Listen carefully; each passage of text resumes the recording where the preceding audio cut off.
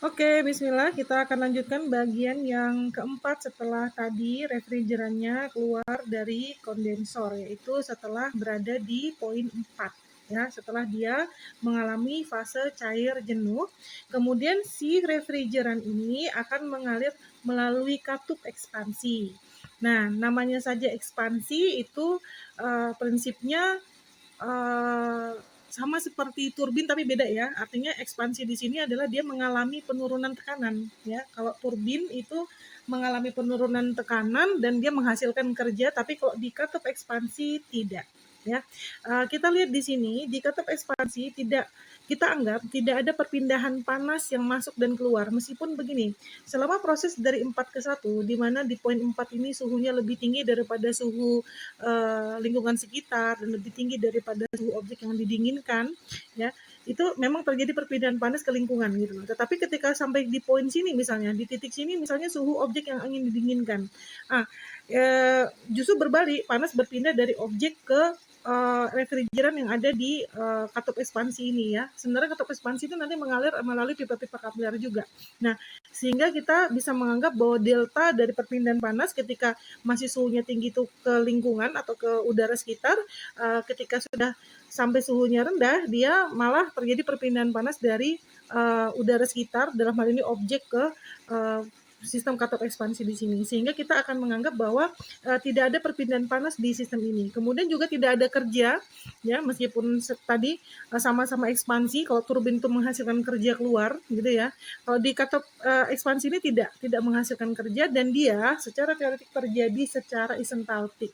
Artinya entalpi yang kondisi tingkat energi entalpi pada waktu refrigeran ini di poin 4, yaitu di titik masukan, itu sama dengan entalpi ketika refrigeran itu keluar dari katup ekspansi, seperti itu.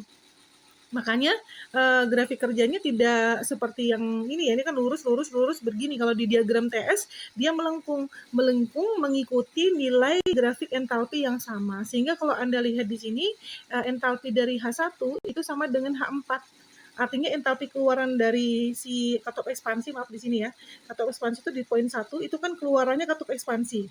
Inputannya adalah titik ke-4. Sehingga di katup ekspansi inilah sebenarnya yang menghubungkan antara operasi pada suhu dan tekanan tinggi ke operasi pada suhu dan tekanan yang lebih rendah. Jadi seperti ini ya. Kebalikannya dari kompresor. Kompresor kan menghubungkan berada di antara operasi temperatur dan tekanan rendah ya menuju operasi pada temperatur dan tekanan yang tinggi. Sedangkan kalau katup ekspansi mengembalikan lagi. Jadi tadi setelah refrigeran itu kan tadi di kondenser kan mengeluarkan panas kan, suhunya masih tinggi, dia harus dikembalikan lagi ke suhu yang rendah supaya dia bisa bekerja kembali mengambil panas dari objek yang ingin didinginkan. Nah, namanya juga siklus, maka dia harus kembali begitu loh. Nah, neraca energinya ya sama steady state, dE per dt sama dengan 0 kalau ini kan aliran ya, tidak ada akumulasi, sehingga E dot in sama dengan E dot out, artinya laju energi yang masuk sama dengan laju energi yang keluar. Dan di sini seperti biasa dia membuat trio energi dan MH setengah MV kuadrat dan MGZ. Nah, untuk energi kinetik dan potensial bisa kita coret kiri kanan karena perbedaannya dianggap tidak signifikan, sama saja. Kemudian yang MH4 sama dengan MH1.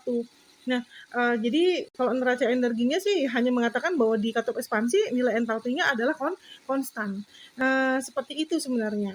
Jadi nanti bagaimana cara kita menghitungnya akan ada di sini karena nilai H1 itu kadang di soal ya atau di kasus kita mengetahui fraksinya saja bagaimana cara menghitung entalpi di H1 sini. Kadang kita mencari nilai yang di sini, nilai di H4 karena yang ada di data tuh biasanya nilai entalpi pada kondisi jenuhnya seperti itu ya.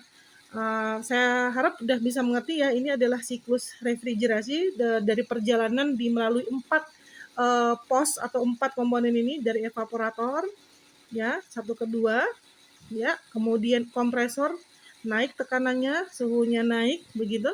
Kemudian kondenser seperti ini ya, dari 3 ke 4, kemudian kembali lagi melalui katup ekspansi dari 4 ke 1. Ya, seperti itu. Ini namanya siklus. Saya harap mahasiswa bisa paham. Kita akan lanjutkan di video bagian berikutnya bagaimana mengkaitkan antara, ini kan diagramnya baru satu nih, kita kenal diagram TS, nanti bagaimana membaca di diagram pH. Karena memang di siklus revigrasi selain diagram TS, kita juga melihatnya di diagram pH seperti apa. Cara membacanya bagaimana, nanti kita lanjutkan di video selanjutnya insya Allah. Assalamualaikum warahmatullahi wabarakatuh. Oh iya, astagfirullah, tadi ada yang lupa saya ingin sampaikan bahwa nanti kondisi fase dari refrigerannya ketika dia sebelum masuk ke katup ekspansi dia berada pada kondisi cair jenuh, artinya belum ada uapnya. Nanti ketika dia masuk ke katup ekspansi, terus dia keluar dari katup ekspansi menuju evaporator, dia akan mengalami peningkatan fraksi uap gitu loh.